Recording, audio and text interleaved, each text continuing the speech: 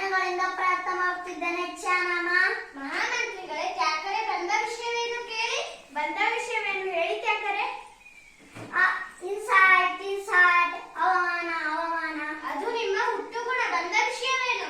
ನಮ್ಮ ಕಂಪನಿಯ ನಿಯಮದ ಪ್ರಕಾರ ನೀವು ನಮಗೆ ಕಪ್ಪ ಕೊಡುವುದಿಲ್ಲ ಅಂತ ಹೇಳಿದ್ದೀರಂತೆ, ಹೌದಾ ಚೆನ್ನಮ್ಮ? ಕಪ್ಪ ನಿಮಗೆ